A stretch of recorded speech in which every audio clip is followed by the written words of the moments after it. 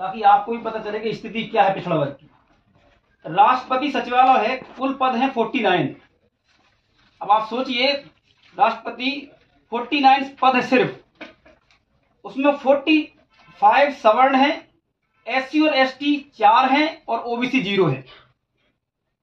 जो इस देश को चला रहे हैं और जिनकी संख्या 65% इस देश के अंदर, हमारी 1931-32 में जनगणना हुई, उस समय हम 52% थे और हमारे लोग उस समय कम एजुकेटेड थे, इसलिए हमारे ज्यादा बच्चे हुए, तो हमारी संख्या ज्यादा बढ़ गई। आज हम ही लड़ते रहते हैं, कोई यादव से लड़ रहा, लोधी से कुशवाहा, क्यों? क्योंकि हमारी गिनती नहीं, पता नहीं हमें। तो हमारे किसी के अगर यादव के 10 बन जाए तो लोधी कहता है इनके ज्यादा बन गए, अगर पाल के ज्यादा बन गए तो कुशवाहा कहता है इनके ज्यादा बन गए।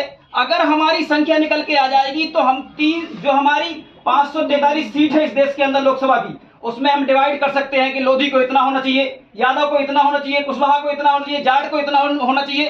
3743 जातियां जो ओबीसी वर्ग की हैं, उनको उनकी संख्या के अनुपात में हिस्सेदारी मिलेगी। हम कह रहे हैं अगर कम संख्या है तो लोकसभा में नहीं बनेगा तो विधायक तो बनेगा, विधायक नहीं बनेगा टीआई बनेगा, डीएसपी बनेगा, कलेक्टर बनेगा, कुछ ना कुछ तो बनेगा। लेकिन आज की स्थिति में आप देख लीजिए, चाहे नामदेव समाज हो, चाहे सेन समाज हो, चाहे ताम्रकांत समाज हो, चाहे सोनी समाज हो, कहीं भी कोई भी नेतृत्व इन समाज को है नहीं। और इसका कारण है कि जाति जनगणना नहीं है और इसीलिए बीजेपी नहीं करा रही है। उसको पता है कि अगर ये पब्लिक हो जाएगा ना तो जब ये बताइए, धर्म तो पूरा हम जाट, लोधी, कुशवाहा, यादव सब धर्म हम लोग ही तो कंधों पे रखे हुए हैं ना, मुसलमानों को लड़ रहे हैं।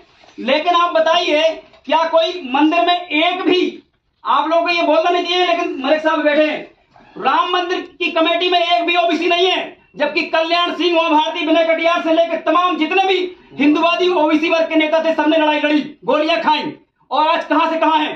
लेकिन सोचने वाली बात है कि एक भी राम मंदिर की कमेटी में नहीं रखा गया। अब सचिवालय देख लीजिए आप, जो लोकसभा सचिवालय है उसमें सिर्फ एक है, राहुल गांधी जी ने बताया क्यों। और ये शर्मनाक इस देश के लिए, आखिर ऐसा पिछड़ा वर्ग क्या गलत कर रहे हैं कि उसको सवर्ण भी हमारी आवाज नहीं उठा रहे। अरे इस देश को मजबूत बनाना है तो आपके अपने भाइयों को ऊपर उठाना पड़ेगा, नहीं उठाना पड़ेगा? बहुत बढ़िया। और इसीलिए आप फिर देखिए, उपराष्ट्रपति कार्यालय में 7 पद हैं, उनमें से 7 के 7 सवर्ण है, एससी एसटी और ओबीसी एक भी नहीं है। कैबिनेट के मंत्री सचिवालय में 20 हैं, उनमें सवर्ण 19 है, एक भी ओबीसी नहीं है। ये देश चल रहा है। इसीलिए आज आप देश के अंदर कहीं आप चला रहे हो कि हिंदू एकता की बात कर रहे हैं, कहीं आप लव जिहाद की बात कर रहे हैं। अगर वाकई जितने भी, चाहे देवकी नंदन हो, चाहे बागेश्वर वाले हो, मैं इसलिए कहना चाह रहा हूं क्योंकि ये सारे के सारे लोग एक आरएसएस के एजेंट बनके ओबीसी को गुमराह करने के लिए कर रहे हैं। अगर वाकई हिंदू एकता करनी है तो आप अंतर जाति विवाह करवाइए और सारे मठाधीशों को बुलाइए, आप जितने भी देश के अंदर हैं वो तुम्हें आशीर्वाद देंगे और हजारों जोड़े और साथ में अंतर जाति विवाह करवाइए, अनुसूचित जाति के साथ सवर्ण साथ लोग करें। अगर देश में अगर बाकी तुमको एकता लानी है, हिंदू एकता करना है, लेकिन ये सब झूठ पाखंड चल रहा है इस देश के अंदर और गुमराह करने का काम चल रहा है, जिससे कि इस देश का सही आंकड़ा निकल के सामने आए। आप बताइए, रामायण में कहां लिखा है? एक अनुद्र आचार्य हैं, उन्होंने ये कहा कि जाति जनगणना नहीं होना चाहिए। अब सोचने वाली बात है, जो कथावाचक का काम करते हैं वो आज हमारे इस जाति जनगणना का विरोध कर रहे हैं। क्यों? क्योंकि उनको पता है कि जितने भी देश के अंदर ट्रस्ट हैं मंदिरों के, वो सारे के सारे उन्हीं के पास हैं। भाई एक भी लोधी नहीं है, एक भी कुशवाहा नहीं है, एक भी जाट नहीं है। क्या हम लोग से हिंदू मुस्लिम में मुसलमानों से लड़ने के लिए बने क्या? हमारी भी हिस्सेदारी होना चाहिए। बॉर्डर पे क्या हमारे लोग नहीं है क्या? हैं, लेकिन हमारे को हिस्सेदारी नहीं है। आप चौंकाने वाले आंकड़े देख लेंगे, ये हमने इनकी ही वेबसाइट से निकाले हैं। और हमारे लोगों को भी शर्म करना चाहिए, थोड़े चुल्लू और पानी में मर जाना चाहिए सांसदों विधायकों को, कि आप सदन में जाके गुलाम आरएसएस की प्रयोगशाला से ये सारे के सारे सांसद विधायक बनाए जाते हैं। मलिक साहब एक भी नहीं बोलता यहाँ पे आके, जबकि बोलना चाहिए उनको। आंकड़े चौंकाने का। कृषि, अब ये बताइए कृषि कौन करता है? कृषि तो पूरा पिछड़ा वर्ग ही कर रहा है ना। लेकिन आप सोचिए 274 पद हैं, जिसमें से 259 पद सिर्फ सवर्णों के पास हैं। जो कोई हल नहीं चलाता, मैं उनका विरोध नहीं कर रहा, जो चलाते होंगे ठीक है, जो हल नहीं चलाते, जो कभी पानी नहीं देते, कभी रात में जग के किसान खेत नहीं रखाते, वो लोग आप सोचिए उस जगह बैठे हुए हैं, वो कैसे हमारे देश के किसानों का भला होगा? ये सोचने वाली बात है। रक्षा मंत्रालय में 1379 पद हैं, 1331 पद सिर्फ सवर्णों के पास हैं। अब आप बताइए, एससी एसटी सिर्फ 48 है, ओबीसी की कितने हैं? 3 और सिर्फ ओबीसी है। बताइए अब आप सोचिए, सारे के सारे सैनिक हमारे हैं बॉर्डर पे, सारा सब कुछ हमारा है, लेकिन बड़े अधिकारी हमारे नहीं है। इस देश के अंदर बहुत बड़ा छल किया जा रहा है। हिंदू मुस्लिम का मुद्दा, वक्त का मुद्दा, लव का मुद्दा, तमाम प्रकार के जितने ही मुद्दे हैं, सारा का सारा आरएसएस की प्रयोगशाला से निकल के आ रहा है, ताकि पिछड़ा वर्ग को यह हक ना मिले, जनगणना ना हो। अरे हम किसी को रोक थोड़ी रहे, सवर्णों की हो, ब्राह्मणों की हो, राजपूतों की हो, सबकी हो, जितने भी देश के अंदर रहते हैं, पता तो चले कि तुम्हारी संख्या कितनी है और तुम कितना हिस्सा झूठे पाखंड से और षड्यंत्र से लेके बैठे हो। इसलिए ये बहुत ही महत्वपूर्ण प्रेस वार्ता है। मीडिया से मैं निवेदन करूंगा, देश के अंदर आपकी मीडिया को भी हम लोग ही सुन रहे हैं, और हम चाहते हैं, आप खुद सोचिए, जब आप मीडिया में हमारी जनगणना की बहस सुनते हैं तो चारों पांचों के पांचों ब्राह्मण समाज के लोग बैठे होते हैं। एक भी लोधी नहीं, एक भी जाट नहीं, एक भी कुशवाहा नहीं, एक भी पाल नहीं, एक भी साहू नहीं, एक भी तामगार नहीं, एक भी सोनी नहीं। इस देश की जिन पिछड़ा वर्ग की बात कर रहे हैं मीडिया पे, उसका एक बंदा नहीं है, लेकिन फिर भी मीडिया में आप बहस चला रहे हैं। मतलब ऐसा होता है मीडिया में।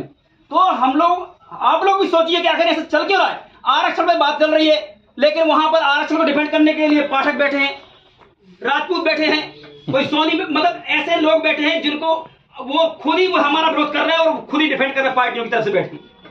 तो बीजेपी जो है इस देश के अंदर, देखिए पहले क्या हुआ उससे मतलब नहीं है। अगर वो सबकी बात करते हैं तो फिर जनगणना की बात होना चाहिए। और हम रियल में कह रहे हैं आपसे, आप लोग बिल्कुल छापिए कि हम जनवरी में ये जाम करेंगे दिल्ली, अगर हमारी जनगणना नहीं होती है।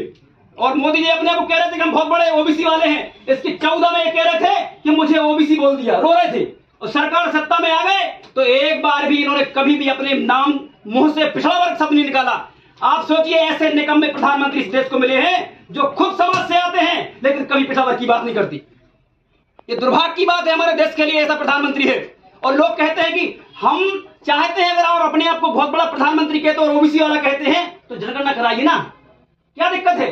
क्योंकि आप खुद से नहीं चलते, सिर्फ मोहन भागवत आपको चलाते हैं, जिस कारण जनगणना नहीं हो पाती। कुछ कारण में ही अगर मृत्यु हो जाती है तो संविधान खुद अपने आप सारे बच्चों को बराबर हिस्सेदारी देता है। देता कि नहीं देता? देता है। लेकिन हमें कैसे मिलेगी? हमें तब मिलेगी जब इस देश के अंदर हमारे आंकड़े होंगे। आज है कि नहीं, उसी महासभा के माध्यम से इस संघर्ष को चला रहे हैं। हमने हमारा 13 तारीख को पूरे 18 राज्यों में हम 13 तारीख को ज्ञापन देते हैं और हर ज्ञापन में हम जनगणना का मुद्दा लेके चलते हैं।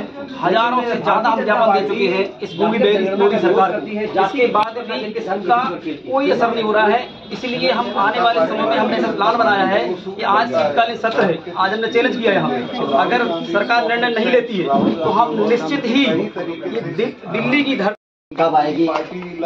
ये 10 दिसंबर से यात्रा शुरू हो रही है, ये भोपाल जाएगी। भोपाल के बाद ये दिल्ली की ओर कूच करेगी और इसमें लाखों की संख्या में हम सड़कों पे निकल के दिल्ली तक पहुंचेंगे और मोदी को बताएंगे कि देखो ये है असली ओबीसी समाज और आप नकली ओबीसी हैं, आरएसएस की प्रयोगशाला के ओबीसी हैं। क्या लगता है क्यों केंद्र सरकार यानी प्रधानमंत्री नरेंद्र मोदी क्यों जाति जनगणना क्यों नहीं कराना चाहते? देखिए, मोदी जी को ये मालूम है, उनके पास पहले 2011 के आंकड़े हैं कि सवर्णों की संख्या बहुत कम है और हर डिपार्टमेंट में, हर जगह, विधायिका, कार्यपालिका, न्यायपालिका, मीडिया, इन सभी जगह वो लगभग 90% से ज्यादा संख्या में बैठे हैं। और अगर जातिगत आंकड़े ओपन होते हैं तो निश्चित तौर पे मोदी सरकार जो है वो कहीं ना कहीं भ्रम की स्थिति में आ जाएगी और कई जातियों को ये लगेगा कि हमें तो इन्हें नेतृत्व दिया ही नहीं है, हमारी कोई इसमें भागीदारी नहीं है, तो वो पार्टियां भी छोड़ सकते हैं इनकी।